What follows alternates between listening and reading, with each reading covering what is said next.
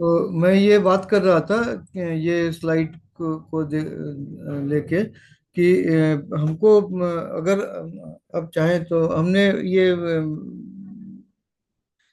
Covid के समय में हमने ये एक प्लान किया था, और उत्तर प्रदेश के प्रयागराज और वाराणसी के कुछ किसानों ने अनुरोध किया था, तो उनके अनुसार हमने ये कुछ अलग अलग बनाया था, जिसमें पूरे फसल को शुरू से अंत तक जो है मुख्य जो बातें हैं उनको समझने के लिए। तो हमें क्या समझना होता है, मिट्टी हमारी कैसी है, उसमें किस प्रकार की फसल अच्छी आएगी, इन बातों को भी हमको समझना होता है। हम क्या करते हैं कि हम देखते हैं कि अच्छा ये इस फसल पे भाव मिला है, किसी को ज्यादा फायदा हुआ है, या मार्केट में हमने देखा कि इसका भाव भाव तेज था, तो हम डिसाइड करते हैं कि अच्छा ठीक है, हम भी यही करेंगे। नहीं, हमें ये समझना जरूरी कि हमारे पास क्या है और हम क्या कर सकते हैं, और हमें क्या करना चाहिए। हम क्या करना चाहते हैं उसके आधार पर ये निर्धारित होना चाहिए कि हमारे पास क्या है और हम क्या कर सकते हैं और हमें क्या करना चाहिए। हम क्या करना चाहते हैं वो हम अपने उस हिसाब से उस निर्णय को उसके इन तीनों बातों के आधार पर लें। तो मिट्टी कैसी है, उस मिट्टी में कौन सी फसल ऋतु के अनुसार आनी आएगी अच्छी, वो। उसके बाद जब मिट्टी की उर्वरा शक्ति बढ़ानी है तो उसके लिए क्या क्या करना चाहिए। उसमें कंपोस्ट के बारे में हमने थोड़ा यहाँ पे बताने का कोशिश किया कि कंपोस्ट का मतलब क्या होता है। हम जो गोबर की खाद देते हैं वो कंपोस्ट नहीं होता है, वो गोबर की खाद हम कहते हैं उसको, लेकिन उसके फायदे नुकसान भी जानना समझना जरूरी है।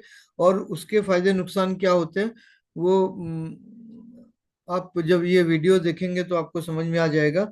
इसके बाद अगर हम प्राकृतिक खेती कर रहे हैं तो मिश्रित खेती करनी है। तो मिश्रित खेती में कौन सी खेती में मतलब खेती में कौन से फसल के साथ किस ऋतु में किस फसल के साथ कौन सी फसल लेनी चाहिए, तो उससे क्या लाभ होता है, किसके साथ नहीं लेनी चाहिए क्योंकि उससे क्या नुकसान होता है, ये सारी बातें। इसके बाद जब हमने डिसाइड कर लिया कि हमारी मिट्टी ऐसी है, हमारे पास उर्वरा शक्ति के लिए हमको ये कार्य करना है, फसल ये लेना है, वगैरह वगैरह, तो फिर हम डिसाइड करते हैं कि अच्छी बीज हमको लेना है। तो अच्छा बीज का मतलब क्या होता है, तो बीज के बारे में भी हमें कुछ जानकारी होनी जरूरी है, क्योंकि सबसे मुख्य तो फसल के लिए वही है, बीज है। तो बीज के बारे में भी हमको पूरी धारणा अच्छी तरीके से होनी चाहिए। तो हमने इसमें बीज के बारे में बताया, क्योंकि फिर उसके अनुसार आप कुछ किसान जो है बीज के लिए भी फसल कर सकते हैं, क्योंकि बीज भी तो फसल से ही होती है। बीज उत्पादन जो होता है वो भी फसल उगा के होता है, वो किसान ही करता है। तो कुछ लोग उसमें से बीज उत्पादन में भी जा सकते हैं, तो उसके लिए बीज को समझना भी जरूरी है। और वैसे भी बीज को समझना जरूरी है किसानों के लिए, क्योंकि बीज तो किसान का और बीज का तो संबंध है, बाकी तो उसके बाद है। फिर निराई गुड़ाई छटाई करनी है, तो कौन से जो खरपतवार है वो हमारे लिए फायदेमंद है, उसको हम किस तरीके से उपयोग कर सकते हैं, या अगर वो खरपतवार हमारे खेत में उपस्थित हैं तो वो क्या संकेत देते हैं, ये सारी बातें भी हमें जाननी जरूरी है। तो खरपतवार का के बारे में हमने पहले अलग से एक वो किया है, बताया कि एक अलग है। फिर निराई गुड़ाई छटाई उसके आधार पर कैसे कब कितनी करनी चाहिए, और उसको फिर सिंचाई आता है, निराई गुड़ाई के बाद सिंचाई आता है। फिर कीट रोग को का से रोकथाम करने के लिए कौन से कीट हमारे लिए नुकसानदायक है, कौन से रोग कैसे हो किस अवस्था में होते हैं, कौन से कीट कैसे अवस्था में होते हैं। हमने तो एक पंचांग के आधार पर, चंद्र के आधार पर, अमावस्या पूर्णिमा के आधार पर, रस के प्रभाव के आधार पर बताया, लेकिन इसके अलावा वातावरण भी बहुत महत्वपूर्ण होता है। अगर मैं कहूँ कि इस वर्ष जो मई के महीने में गर्मी नहीं पड़ी जैसे पड़नी चाहिए थी, और आप लोगों को पता भी होगा कि नौतपा का एक 9 दिन का एक समय होता है जो जस्ट पीछे अभी गया है। तो उन दिनों में अगर मौसम जैसा होना चाहिए वैसा नहीं होता है, तो ये अगले जो खरीफ की फसल है उसके लिए समस्या पैदा करता है। किस प्रकार की समस्या, कीट रोगों की समस्या सबसे ज्यादा उसमें उसके वजह से होता है। अगर नौतपा जो है वो एक प्राकृतिक कंट्रोल का सिस्टम है कि इनके प्रकोप को, इनके संख्या को नियंत्रित करने के लिए, कि अगले सीजन में, अगले मौसम में जो है इनकी संख्या अत्यधिक ना बढ़ जाए, इसके लिए एक प्राकृतिक नियंत्रण का तरीका है वो 9 दिन का। तो ये सारी बातें हम विस्तार में समझने की कोशिश करेंगे। उसके बाद फिर फसल की कटाई तुड़ाई का, किस प्रकार के फसल के लिए कौन सा समय दिन होना चाहिए, कैसे होना चाहिए, उसको फ्रेश कैसे रखना चाहिए। मतलब कुल मिला के ये है कि हमको अच्छी फसल लेना और इसके बाद उस अच्छी फसल के लिए अच्छा भाव मिलना, तो ये भी है। तो उसमें का बाजार भाव अच्छा मिलने के लिए हमको फसल की प्लानिंग कैसे करनी चाहिए, वो सारी बातें भी आती है। मार्केटिंग की बातें सब जो है इस मिला के करीब 12 से 15 टॉपिक्स है, जिसको हमने प्लान किया था और किया था उस समय कोविड के समय में। तो हम पुनः उसको कर सकते हैं। वही हमने यहाँ पे बताने का कोशिश किया। इसके बाद जो है ये समाप्त होता है चर्चा का विषय। अभी शुरू करेंगे हम, खुली चर्चा होगी, सभी लोगों से हम चाहेंगे कि उसमें अपने अपने फसल के अनुसार वो करें। यहाँ पे हमने अपने बारे में थोड़ा सा बताया है कि हमसे अगर आगे संपर्क करना चाहते हैं तो कैसे कर सकते हैं। हमारा व्हाट्सएप नंबर है, ईमेल आईडी है और वेबसाइट है, आप उसको नोट कर लें। और वेबसाइट पे जाके आप काफ़ी जानकारी ले सकते हैं। और कुछ है जो आप कुछ प्रोडक्ट्स भी हैं जो आपके लिए उपयोगी हैं। तो ये सारी बातें हैं। तो हम धन्यवाद करते हैं आप सभी का उपस्थिति के लिए। हम खुला चर्चा सत्र अभी शुरू करना चाहते हैं। हम चाहते हैं कि सभी लोग अनम्यूट कर लें, या जो बात करना चाहते हैं वो हैंड रेज करें और अपने को अनम्यूट करें, बाकी लोग म्यूट रखें। तो अच्छी तरह से बात होगी, सभी के लिए होगा, सभी सुन सकेंगे। और जिस पॉइंट पे आप बात करेंगे हम उसी स्लाइड पर चले जाएंगे। ये खुला हुआ है। यतिन कुमार जी बताइए, आपने हैंड रेज किया, बताइए। बताइए यतिन कुमार जी, अनम्यूट कर लीजिए और बताइए आप क्या कहना चाहते हैं। सर आपने वो बताया था ना ग्रीन मैन्योरिंग के लिए, आप कुछ कहने वाले थे कि कौन सा भूमि के लिए अच्छा रहेगा, वो थोड़ा उसके ऊपर जानना था थोड़ा। ग्रीन मैन्योरिंग के लिए जो समय होता है, अगर हम बात करें समय की, अगर आपके पास सिंचाई की सुविधा है तो जो गर्मी का जो मौसम होता है जिस समय आप कोई फसल नहीं ले रहे, तब ले सकते हैं। अन्यथा सबसे सही तरीका जो है वो है, एक बात आती है प्राकृतिक खेती में, फसल चक्र का हमने बात किया तो उसमें क्रॉप रोटेशन की बात आती है।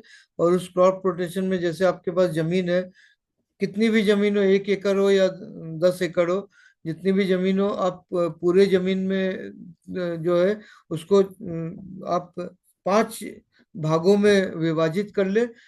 उसमें एक भाग जो है वो फल वर्गीय के लिए, इसके बाद ये मूल वर्गीय के लिए, उसके बाद जो है ये पुष्प वर्गीय के लिए, मतलब जो फूल वाले फसल है। और चौथा जो है वो पत्ते वाले फसल। इस तरीके से 4 भाग आपने कर लिया। और पांचवा भाग जो है वो ग्रीन मैन्योरिंग के लिए। तो आप इसको जो है इनको आप घुमाते रहें प्रति सीजन के अनुसार। अगर आप एक भाग में, जैसे अगर मान लीजिए आपके पास 1 एकड़ जमीन है, 1 एकड़ जमीन है, तो इसका मतलब होगा कि 4,000 स्क्वायर मीटर। हम गुंठे के हिसाब से बात नहीं करेंगे या बीघा के हिसाब से बात नहीं करेंगे, क्योंकि इसका गणित सब जगह अलग अलग होता है। तो हम स्क्वायर मीटर के हिसाब से बात करेंगे। 1 एकड़ जमीन जो है 4,000 स्क्वायर मीटर होता है। उसको अगर हम 5 हिस्से में बांटेंगे तो एक हिस्से में 800 स्क्वायर मीटर आता है। ठीक है, 800 स्क्वायर मीटर का एक हिस्सा है जिसमें आप फल वर्गीय फसल कर सकते हैं। ठीक है, फल हम्म। वर्गीय फसल आपने किया, उसके अंदर आप मिश्रित खेती कर सकते हैं कि कौन से फसल के साथ कौन से करना चाहिए। और उसमें आप, ऐसा नहीं है कि सभी फल वर्गीय हो, मुख्य फसल फल वर्गीय हो, उसके साथ आप कुछ पत्ते वाले फसल भी ले सकते हैं, कुछ फूल वाले फसल भी ले सकते हैं। और उसका कुछ कारण होना चाहिए, वैज्ञानिक कारण होना चाहिए, वो भी हम बात करेंगे अभी। पहले हम इस फसल चक्र की बात करें, क्रॉप रोटेशन की बात करें, तो पहले भाग में आपने मुख्य फसल फल वर्गीय लिया, उसके साथ जो है कंपेनियन प्लांटिंग में कौन कौन सी फसल ली जा सकती है, वो आप लेंगे, उसके बारे में बात बताएंगे। दूसरा जो भाग है उसमें आपने मूल वर्गीय फसल लिया, गाजर है, मूली है, बीट है, इस प्रकार के फसल आपने लिया। तीसरा जो भाग है उसमें आपने फूल वाले लिए, जैसे पत्ता गोभी है, सॉरी ये फूल गोभी है, या जो फूल वाले फसल है, गेंदा फूल है, या इस तरह के आपने लिया। और चौथा जो भाग है उसमें आपने पत्ते वाले फसल लिया, जिसमें पालक है, मेथी है, वगैरह वगैरह, जितने भी तरह के हो सकते हैं उनमें आप मिश्रित ले सकते हैं। उनके साथ साथ ये मुख्य फसल हुआ, उसके साथ आप दूसरा फसल, तीसरा फसल जो है वो कंपेनियन प्लांटिंग में साथ में ले सकते हैं, लेकिन मुख्य फसल ये होना है। और जो पांचवा हिस्सा है उस पे आपने ग्रीन मैन्योरिंग के लिए किया। तो ग्रीन मैन्योरिंग का जो फॉर्मूला है उसमें अगर हम खरीफ सीजन की बात करें तो खरीफ सीजन में आप उसी प्लॉट में 2 साइकिल ग्रीन मैन्योरिंग कर सकते हैं, या जो ग्रीन मैन्योरिंग का जो साइकिल, एक साइकिल होता है वो 45 से 50 दिन का होता है, करीब 1.5 महीने का होता है। तो आपने 1.5 महीने के बाद उसमें आप मुख्य फसल ले सकते हैं। ग्रीन मैन्यूरिंग करने के बाद आप फल चारों में से कोई भी ले सकते हैं, जो पिछला था उसको छोड़ के। मतलब क्रम में अगर हम देखें तो फल वर्गीय, फिर मूल वर्गीय, फिर फूल वर्गीय, फिर पत्ते वाले। तो उसमें जो उस प्लॉट में जिसमें आप ग्रीन मैन्यूरिंग कर रहे हैं उसमें इसके पहले जो फसल था उसके बाद वाला आप उसमें ले सकते हैं, तो चक्र आपका बना रहेगा। ग्रीन मैन्योरिंग के लिए क्या करना है? तो ग्रीन मैन्योरिंग के लिए आपको खेत की एक बार जुताई करनी है। एक बार जुताई करने के बाद आपने ग्रीन मैन्योरिंग के जो बीज हैं उसमें एक आपको अगर हम कडधान्य जो है, जैसे सीरियल, जिसको अंग्रेजी में सीरियल क्रॉप्स कहते हैं, जैसे धान है, गेहूं है, मक्का है, वगैरह जो है ये सीरियल में आते हैं। मौसम के अनुसार जो है आप कौन सी फसल ले सकते हैं, तो इस समय आप धान ले सकते हैं, मक्का भी ले सकते हैं। इसके साथ आपको एक मिलेट लेना है, ठीक है, एक सीरियल लेना है, एक मिलेट लेना है, एक पल्स लेना है, मतलब दाल वर्गीय लेना है, एक ऑयल सीड लेना है। तो ये 4 हो गए। इसके बाद एक आपको पत्ते वाले लेना है, और एक आपको ये वाले लेने हैं, क्या बोलते हैं, ये मसाले वाले लेने हैं। क्रीपर। हाँ, कौन से? पत्ते वाले फैलने वाले सब क्रीपर्स। जरूरी नहीं कि क्रीपर हो। क्रीपर यहाँ पे बहुत ज्यादा वो नहीं करेगा। जो लता वाले, जो फैलने वाले फसल है वो ले। उसमें आप मूंग की फसल भी ले सकते हैं, इस तरह के फसल ले सकते हैं। उसका हम लिस्ट अलग से ग्रुप में डाल देंगे, बहुत सारे होते हैं अलग अलग प्रकार में, वो किस मौसम में कौन सा ले सकते हैं। लेकिन आधार जो है, एक सीरियल होना चाहिए, एक मिलेट होना चाहिए, एक पल्स होना चाहिए, एक ऑयल सीड होना चाहिए। एकड़ के अनुसार अगर हम कहें तो इन में चारों में आपको करीब 6-6 किलो छः छः किलो आपको बीज लेना है। तो बीज की जब हम बात करें तो इसके लिए बीज वाले बीज लेने की जरूरत नहीं है। जो आप वो लेते हैं, जो धान्य होता है, जैसे अगर आप ये ले रहे हैं, क्या क्या बोलते हैं, धान ले रहे हैं, तो धान जो जिससे चावल निकाला जाता है वो धान आप ले सकते हैं। धान का बीज वाला जो पैकेट है वो लेना जरूरी नहीं है। इसी प्रकार मिलेट, जो बाजरा है या ज्वार है, वो आप अगर लेते हैं तो वो बाजरा जो जिससे आटा बनाना है वो आप ले सकते हैं, क्योंकि उसमें आपको ये नहीं देखना कि उसके अंकुरण शक्ति कितनी है। वो आपको मिक्स करके डाल देना है, फैला देना है, और जितना उगेगा उगेगा, क्योंकि उसमें से आपको फसल नहीं लेना है। अगर फसल लेना है तो अंकुरण शक्ति देखनी है, उसकी क्वालिटी देखनी है, सारी चीजें। उसको तो आपको केवल उगना है, और 1.5 महीने तक उसके जो जितना उगेगा फिर उसको उसको मिट्टी में मिला देना है। और इस प्रकार पालक ले सकते हैं, और धनिया या मेथी ले सकते हैं मसाले वाले में। और पत्ते वाले में आप पालक ले सकते हैं, या फिर ये ले सकते हैं, राजगिरा ले सकते हैं। एक बात का ध्यान रखना है कि जो भी आप मिक्सचर बनाएंगे 6 प्रकार के फसलों का, उसमें से 4 पहले जो है serial, millet, pulses and oil seed, ये 6-6 किलो होंगे और बाकी दोनों जो हैं उनके 2-2 किलो होंगे। तो इस प्रकार 28 किलो प्रति एकड़ के हिसाब से बीज लेना है। उनका ट्रीटमेंट करना है। ट्रीटमेंट करने से उसकी उगवन शक्ति बढ़ती है। अगर आप ट्रीटमेंट नहीं करना चाहते तो मत करिए, लेकिन मैं सजेस्ट करूंगा कि आप करके दीजिए। और उसके बाद उसको मिक्स करके, इसके बाद उसको केवल वो कर देना है, ब्रॉडकास्ट कर देना, फैला देना है, छिड़क देना है जमीन में। और उसके बाद एक जुताई और कर देनी है। कोई बीज थोड़ा गहराई में जाएगा, कोई ऊपर रहेगा, उसकी चिंता आपको नहीं करनी है कि एक समान होना चाहिए, एक सब एक साथ उगेगा, इसकी जरूरत नहीं है। 1.5 महीने में जितना जमीन के ऊपर आया, जो बायोमास बना, उस बायोमास को आपको जमीन में मिला देना है। ठीक है। और मिलाने के बाद आप 2 बार जुताई करें, क्रॉस जुताई करके 2 बार जुताई करके आप अगर चाहें तो फिर से इसी को रिपीट कर सकते हैं, या आप अगली फसल ले सकते हैं।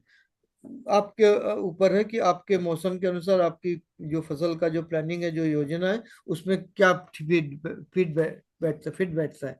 अगर 2 बार आप ग्रीन मैन्योरिंग का रिपीट करें बैक टू बैक, तो आपकी जमीन की उर्वरा शक्ति बढ़ जाती है काफी। और जमीन का जो वो है, क्या बोलते हैं, रचना जो है, जमीन के अंदर जो जो जैविक शक्ति जो है, बायोलॉजिकल जो है, माइक्रोब जो है, वो काफी उसमें बढ़ जाते हैं। ऑर्गेनिक मैटर बढ़ जाता है। उसके कारण जल धारण क्षमता बढ़ जाती है। उसके अंदर वायु प्रवाह बढ़ जाता है। मिट्टी जो है लूज हो जाता है। अगर चिकनी मिट्टी है, कड़क है, तो वो लूज हो जाता है। ये सारी बातें होती है ग्रीन मैन्योरिंग करने से। हाँ, एक बात ये कि ग्रीन मैन्योरिंग करने के पहले अगर आप अपने जमीन में प्रति एकड़ 2 से 3 टन कंपोस्ट, मैं गोबर की खाद की बात नहीं कर रहा हूँ, कंपोस्ट, गोबर की खाद क्यों मना कर रहा हूँ, वो आप कंपोस्ट वाला जो वीडियो है यूट्यूब में है, हमने इसमें लिंक भी दिया है ग्रुप में। वो वीडियो देखने से आपको समझ में आ जाएगा कि कंपोस्ट का मतलब क्या है और गोबर की खाद मैं क्यों मना कर रहा हूँ। तो कंपोस्ट आप अगर 2 से 3 टन एकड़ में डाल के फिर आपने ग्रीन मैन्योरिंग किया, और फिर दोबारा ग्रीन मैन्योरिंग करने के समय फिर से आपने 1 टन कंपोस्ट का रिपीट कर दिया, तो आप देखेंगे कि ये प्रक्रिया करने के बाद आपकी मिट्टी पूरी तरीके से जैविक प्राकृतिक खेती के लिए इतनी अच्छी तरह से तैयार हो जाए कि जो फसल आप अगली फसल लेंगे, आगे से जो जो फसल लेते रहेंगे, वो आपकी बहुत अच्छी आएगी। ठीक है। 4 फसल लेने के बाद फिर 5वीं बार आपको फिर से ग्रीन मैन्योरिंग करनी है, जो हमने चक्र बताया कि चार चार प्रकार के फसलों का, उसके बाद 5वां ग्रीन मैन्योरिंग का। तो ये प्लॉट आपने 5 हिस्से में बांट लिया, आपके जो जमीन है, और उसके अनुसार आपने अलग अलग भाग में अलग अलग इस तरीके से क्रॉप रोटेशन करते रहे, जिसमें फल वर्गीय, बीज वर्गीय आपने लिया। अगला उसमें ये फसल की कटाई के बाद उसमें मूल वर्गीय जो है वो फसल लेना है। उसके बाद ये लेना है, फूल वर्गीय लेना है। उसके बाद पत्ते वाले फसल लेना है। इस तरीके से ये रोटेशन करने से क्या होता है कि ये जो अलग अलग फसलें होती हैं, इनका जो इनका जो इनके जो रिक्वायरमेंट है, ये अलग अलग होते हैं, पहली चीज। दूसरी चीज, जिस प्रकार की फसल है उसके अनुसार वो लौकिक ऊर्जा जो है ग्रहण कर रही है। फसल ग्रहण कर रही जो मिट्टी में जा रहा है, और जिस प्रकार की फसल है उसके अनुसार वो आपकी मिट्टी जो है वो भी उस तरीके की ऊर्जा जो है, लौकिक ऊर्जा जो है ग्रहण करती है, जो हमने अभी पिछले 4 दिनों में और आज हमने समझा कि लौकिक शक्ति जो है वो मिट्टी को सजीव बनाती है, और उसको ताकतवर बनाती है। तो ये अलग अलग फसल लेने से क्या होता है कि सभी प्रकार के जो ऊर्जा है वो एक एक करके वो एनरिच हो रहा है, रिचार्ज हो रहा है। आपकी मिट्टी जो है रिचार्ज हो रही है ऊर्जा से। ये, और जो आपको हमने ग्रीन मैन्योरिंग का बात करा है, उसमें जो हमने मिक्सचर बताया, उसमें क्या होता है कि क्योंकि अलग अलग प्रकार के फसल है, उनका रिक्वायरमेंट अलग है, उनकी जो संरचना है, पौधों की जो संरचना है वो अलग अलग है, प्रकार अलग है, कोई एक दलीय है, कोई दो द्विदलीय है। इस प्रकार से जैसे सीरियल और पल्सेस जो है वो एक दलीय सीरियल और मिलेट जो है वो एक दलीय, बाकी सब द्विदलीय। तो उनका रिक्वायरमेंट अलग होता है, उनकी जड़ों की संरचना अलग होती है, जमीन के ऊपर की जो संरचना है वो अलग होती है पौधे की। तो जो जड़ों से जो पोषण तत्व जो इकट्ठा कर रहे हैं और ऊपर वो भेज रहे हैं, वो अलग अलग गहराई से, अलग अलग फैलाव से वो एकत्रित कर रहे हैं, और वो सारा एकत्रित होकर ऊपर के भाग में जा रहा है। और जब आप उसको जमीन के अंदर मिट्टी में मिला दे रहे हैं, तो मिट्टी में जब मिला रहे हैं तो मिट्टी के ऊपरी सतह में आ जा रहा है वो सारी चीजें जो गहराई में थी। तो आपकी ऊपरी सतह जो है, जो ऊपर की 6 इंच है, जो सबसे ज्यादा उपजाऊ होती है और होनी चाहिए, आप बीज उसी में बोते हैं। और पहले जब बीज का अंकुरन होता है और जड़ें फैलती हैं, तो और ऊपर पौधा बढ़ता है, तो वो 6 इंच का जो गहराई है, उसमें उर्वरा शक्ति के ऊपर आपकी फसल कैसी होगी वो डिपेंड करता है। कल हमने इसके बारे में बताया कि कैल्शियम फोर्स और सिलिका फोर्स, कैल्शियम शक्ति और सिलिका शक्ति, ये सारी चीजें जो हमने पिछले 4 दिनों में बताया है, इन सब चीजों को आप समझ के और इसके बाद आप अपनी फसल को देखें, फसल में उस चीज को देखने और समझने की और वो प्रक्रिया होते हुए देखने की का प्रयास करें। तो आप देखेंगे कि बहुत सारी बातें हैं जो आपको पहले शायद नहीं पता थी, अभी पता चली, और उसके अनुसार जब आप अपना कार्य करेंगे, फसल को उगाएंगे और ये सारे प्रक्रिया के अनुसार, तो आप निश्चित है कि आपकी समस्या कम होगी और फसल अच्छी होगी, उत्पादन अच्छा होगा, गुणवत्ता अच्छी होगी। तो व्यय कम होगा, बचत होगी, और आय ज्यादा होगा, क्योंकि अच्छा उत्पादन मिलेगा। अनिल कुमार जी बताइए, आपने हैंड रेज किया, आपका प्रश्न बताइए। जी, अनिल कुमार जी, हाँ। मैं यही कह रहा था हाँ। कि वो जो ग्रीन मैन्योर सब बताए हैं, हम 13-14 प्रकार के अनाजों को मिला के PMDS करके जो है उसके हिसाब से मैंने लगाया था। और उसको अभी तो समय अब नहीं है कि दोबारा हम कर सकें, तो क्या वैसे ही छोड़ दें? 10-15 दिन के बाद तो हमको धान लगाना होगा, रोपनी करना होगा। तो इस संबंध में क्या आपकी राय? देखिए, ग्रीन मैन्यूरिंग के लिए जैसे मैंने बताया कि आप मिक्स करने के लिए तो कितने भी प्रकार के बीज मिक्स कर सकते हैं, लेकिन हमने 6 ग्रुप के हमने बात की है, उनमें से एक एक लेके आप मिक्स करेंगे तो काफी है। वैसे आप कितने भी प्रकार के मिक्स कर सकते हैं, उसमें कोई बात नहीं है। लेकिन उसको जो मिट्टी में दबाने की जो बात है, मिलाने की जो बात है, वो करीब 45 से 50 दिन के समय में हो जाना चाहिए। आप अगली फसल कौन सी लेने वाले हैं या फिर से ग्रीन मैन्योर रिपीट करने वाले हैं, वो अलग बात है। लेकिन आपने कब बुआई की है और अभी कितनी अवस्था है, एक बात ये है। लेकिन वो 45 से 50 दिन की अवस्था में कितना भी बड़ा हुआ हो, अगर आपकी मिट्टी में शक्ति कम है तो ज्यादा नहीं बढ़ेगा। अगर आप सोचेंगे कि और थोड़ा बड़ा हो जाए, और थोड़ा बड़ा हो जाए, तो उसका उसकी आयु बढ़ेगी, साइज में नहीं बढ़ेगा, और उसमें कोमलता नहीं रहेगी। हमने आपको कल जब हमने कैल्शियम शक्ति की बात की थी, तो हमने उसमें कोमलता की बात की थी। वो उस ये इसलिए मैंने कहा कि जो पीछे जो हमने सीखा है, उन सब बातों को आपको ध्यान में रखना होगा, और उसके अनुसार आपको एक साथ सभी ज्ञान को साथ में लेके आपको अपनी फसल को जो भी कार्य कर रहे हैं उसको देखना होगा। तो वो कोमल रहना जरूरी है, और वो उस वेजिटेटिव फेज में रहना जरूरी है।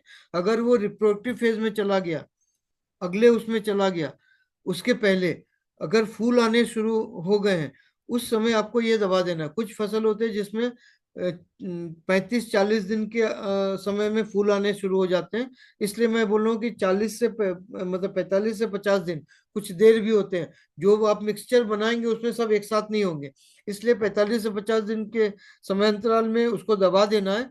कुछ में हो सकता है फूल आ गए हो, कोई बात नहीं, लेकिन कुछ में नहीं भी आएंगे।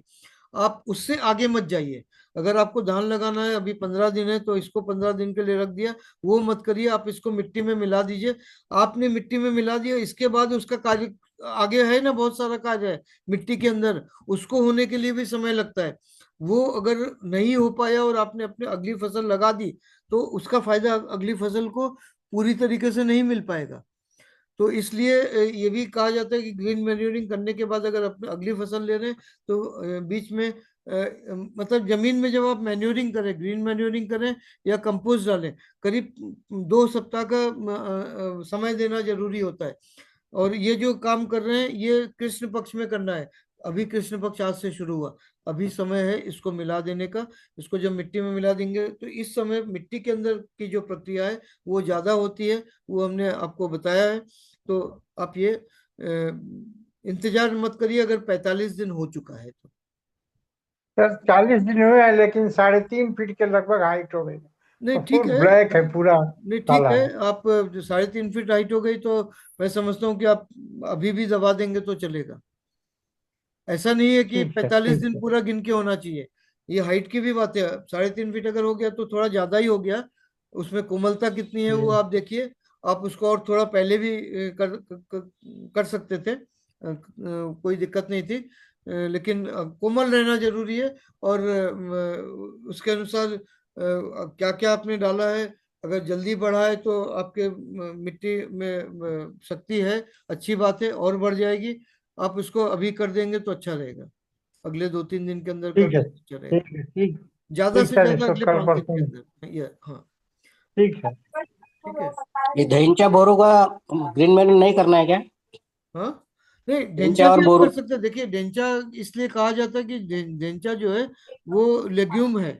लेग्यूम का मतलब होता है जिसके जड़ों में गांठ बनती है। जो आपके दाल वर्गीय जितने भी हैं उनमें जड़ों में गांठ बनती है। तो और भी बहुत सारे केवल दाल वर्गीय नहीं, इसके अलावा बहुत सारे हैं, बहुत सारे वृक्ष हैं फलों के जिसमें जड़ों में गांठ बनती है। तो ढेंचा भी जड़ों में गांठ बनती है, तो उससे क्या होता है कि राइजोबियम की एक्टिविटी होती है, तो हवा से नाइट्रोजन जो है मिट्टी में बढ़ता है। और इसलिए ढेंचा की बात करते हैं। लेकिन उससे ज्यादा जरूरी है कि आपकी मिट्टी में जो उर्वरा शक्ति है, जो तत्व उपस्थित है, वो तत्व आपके मिट्टी में अलग अलग गहराई में, अलग अलग जगह, पूरे मिट्टी में एक समान नहीं है। तो जब आप ये क्रिया करते हैं, इस तरीके से मिक्सचर अलग अलग प्रकार के फसलों का जब आप करते हैं, तो उससे क्या होता है कि उसका एक अलग अलग गहराई से, अलग अलग, सबका रिक्वायरमेंट अलग अलग होता है। सबके पोषण अलग अलग तत्वों की जरूरत होती है। किसी को कुछ ज्यादा चाहिए, किसी को कुछ ज्यादा चाहिए। तो वो सारा इकट्ठा होके आ जाता है और आपके फसल में आ जाता है। और वो क्योंकि मिश्रित फसल है, उसको जब आप जमीन में दबा देते हो तो ऊपरी सतह में एक यूनिफॉर्म लेयर सभी तरीके के पोषक तत्वों का बन जाता है। और जैसे उसमें बताया कि दाल वर्गीय भी आप मिक्स कर रहे हैं 6 किलो, 6 किलो आप दाल वर्गीय करें तो राइजोबियम एक्टिविटी भी हो रही, क्योंकि अब सारे मिक्स करके आप ब्रॉडकास्ट कर रहे हैं तो वो यूनिफॉर्मली पूरे मिट्टी में फैल रहा है। तो राइजोबियम एक्टिविटी भी हो रही है, ऐसा कि नहीं हो रही। लेकिन केवल ढेंचा अगर कर रहे हैं तो हो सकता है कि नाइट्रोजन की मात्रा ज्यादा हो रही है। और नाइट्रोजन की मात्रा जब ज्यादा होती है तो वो जमीन में लीच हो जाता है, नीचे चला जाता है। बरसात जब होती है तो वो ऐसा नहीं कि आपकी मिट्टी में पूरा रहता है। वो जो मिट्टी का जो हमने बताया कि मिट्टी के ऊपर हम अलग सेशन कर सकते हैं, उसमें हम उसके बारे में विस्तार में व्याख्या कर सकते हैं कि हमको किसान को एक्चुअली ये पूरा कृषि कृषि विज्ञान जो है, जो एग्रीकल्चर साइंस है, वो किसान को सारी बातें समझनी चाहिए, जाननी चाहिए, और उसके अनुसार कार्य होना चाहिए। तो अलग अलग विषय है। तो ढांचा है, लेकिन अगर इस तरीके से करते हैं उसमें आप ढांचा का बीज मिला सकते हैं। जो दाल वर्गीय हमने बोला उसके जगह आप ढैंचा का बीज मिला दीजिए, वो भी कर सकते हैं। लेकिन केवल ढैंचा अगर करते हैं तो शायद कार्य पूरा नहीं होता है। वैज्ञानिक तरीके से अगर हम इसको समझे तो, प्राकृतिक तरीके से समझे तो। बताइए यतिन कुमार जी, आपका हैंड रेज आपने किया है। हाँ सर, ये अपना आपने बताया ना, फिर अपना लास्ट पोस्टर में मैंने देखा ना, मिट्टी फिर अपना ये बीज, मतलब एक कंप्लीट सर मास्टर कोर्स आप करो कभी तो मुझे बताइएगा। ये पूरा मतलब ऐसा ये कुछ डिजाइन देखिए, मैं फिर से दिखा शुरू रहा से हूँ। लेकर अंत तक पूरा आ जाए। सबसे पहले जो वैदिक कृषि है उसके ऊपर एक वीडियो है, तो वो वीडियो आप देख लीजिए, वो पूर्ण है। ऋतु मौसम जलवायु का वीडियो है, यूट्यूब में है, यूट्यूब का लिंक मैं वो तो सर डाल मैंने दूंगा। लास्ट टाइम आपने बताया था ना, हाँ वो आपका वीडियो तो यूट्यूब पर जितना अवेलेबल है ना, वो सब मैंने रिफर कर दिया है। अपना ये आपने लास्ट टाइम जो चार चार या पांच वीडियो अपलोड किया था, जलवायु मौसम परिवर्तन, फिर ये अपना हाँ। क्या बोलता है कि कुदरती संकेत कुछ होते हैं, वो तो पूरा सारा सर देख लिया है। ये कोर्स में जो हम कवर करना चाहेंगे, मतलब अगर आप लोग चाहेंगे तभी हम इसको प्लान करेंगे। क्योंकि ये जो है एक एक कोर्स को करीब 2-2 दिन लगेगा। हम शॉर्टकट करने की कोशिश करेंगे तो पूरी बात नहीं हो पाएगी। तो ये करीब 10 से 12 टॉपिक है। ऐसे शाम के समय में हम करेंगे तो आपके लिए भी संभव है और हमारे लिए भी संभव है। और है, मैं लेकिन सर समय इसीलिए लगेगा। बताया कि अभी ग्रुप ग्रुप में भी लोगों को पता चल जाए। मैं तो नहीं, हम रेडी हूँ, इसलिए साहब ग्रुप पे में अगर बात कर रहे इंटरेस्ट हैं है तो। और दिखा रहे हैं। तो ये सबसे पहले हमको समझना जरूरी है कि फसल का वार्षिक चक्र क्या है। और फसल का वार्षिक चक्र जो है, हम फसल देखिए, प्रकृति में ब्रह्मा ने तो सृष्टि की है, और सृष्टि में जंतु और वनस्पति की सृष्टि की है। ठीक है, जीवों की जो सृष्टि की है उसमें जंतु है और वनस्पति है। तो हाँ। वनस्पति जो है, पौधे जो हैं, वो सृष्टि के ही हैं, ब्रह्मा के सृष्टि हैं। लेकिन जो हमारे लिए उपयोगी हैं उनको हम फसल कहते हैं और उनकी खेती करते हैं। लेकिन जो हमारे लिए उपयोगी नहीं है उनको हम खरपतवार कह देते हैं। कोई हम्म। फसल अगर धान के खेत में अगर मक्के का फसल आ जाए तो वो खरपतवार कहलाता हम्म। है ना। गेहूं के खेत में अगर सरसों उग जाए तो वो भी खरपतवार कहलाता है, क्योंकि जो हम हम्म। उगा रहे हैं वो, उसके अलावा अगर कुछ और उग रहा है पौधा, तो वो हमारे लिए खरपतवार है। लेकिन वो उसी वही अगर हम अलग से उगा रहे हैं, जैसे हमने उदाहरण दिया, तो वो फसल हो जाता है। तो हाँ। फसल और खरपतवार में इतना ही फर्क है। तो हमको ये समझना जरूरी कि जो पौधे हमारे लिए खरपतवार हैं, जो इनको हम कभी फसल के अनुसार नहीं उगाते हैं, हम उनकी बात करें, वो अगर हमारे हाँ। खेत में उपस्थित हैं, आ रहे हैं, प्राकृतिक रूप से आ रहे हैं, उनका बीज कोई बो नहीं रहा, हम भी नहीं बो रहे हैं, कोई ना कोई तो बो रहा है, हम नहीं बो रहे हैं। तो उसका जो चक्र है, वार्षिक चक्र जो है, वो क्या है, और उन्हीं के आधार पर हमारा फसल चक्र चलता है।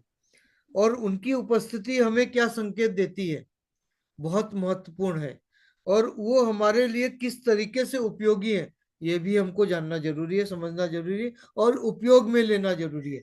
तो वार्षिक फसल चक्र और खरपतवार जो है, ये दोनों बहुत आपस में गहरा संबंध है।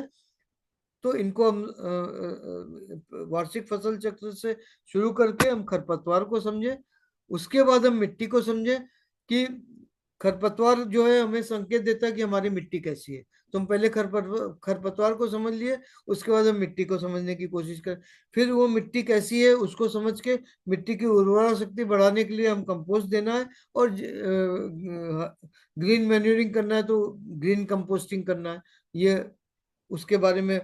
फिर हमको खेती करनी है, फसल उगानी है, तो प्राकृतिक खेती करनी है तो मिश्रित खेती करनी है। तो किसके साथ कौन सा होना चाहिए, किसके साथ कौन सा नहीं होना चाहिए, ये बात आती है।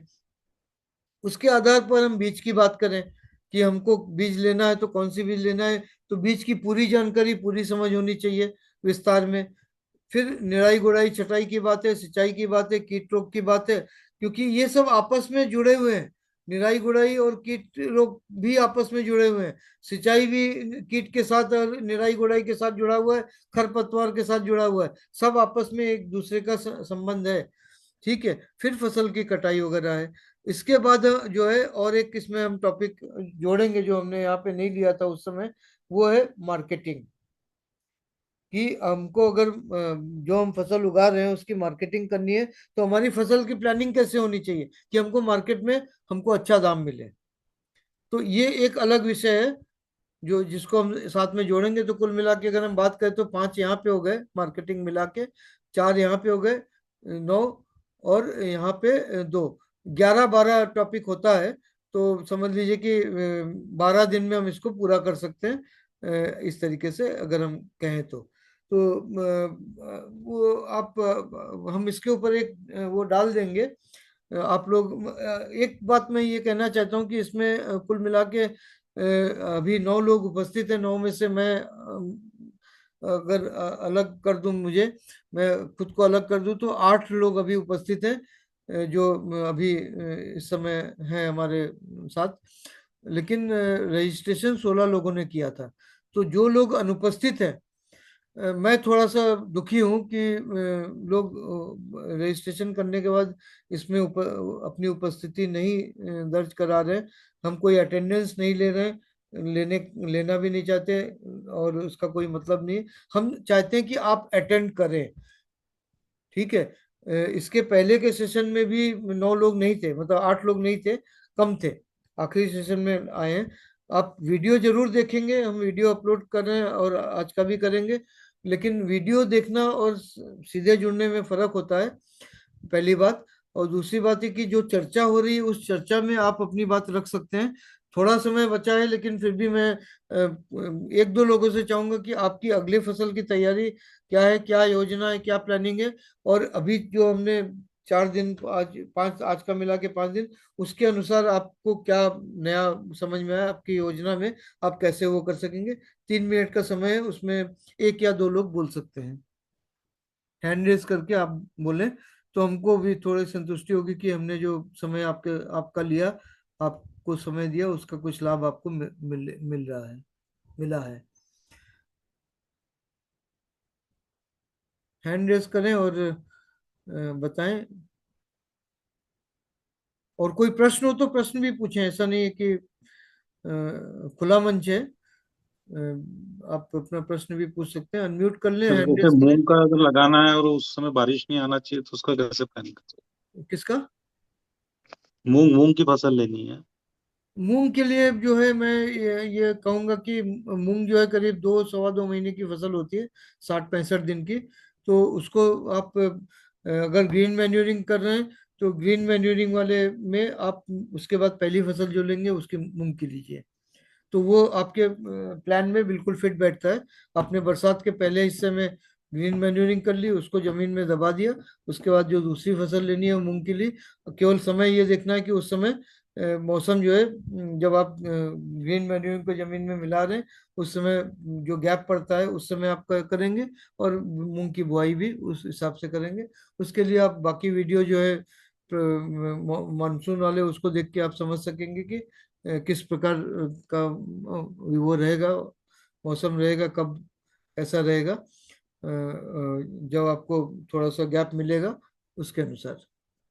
ग्रीन मैन्यूरिंग जो है करीब 50 दिन का हो गया, 40-50 दिन का, 45 दिन का। फिर उसके बाद आप 7 से 10 दिन का गैप दे दीजिए, और कम से कम। और तो अगर 45 है तो 55 हो जाता है।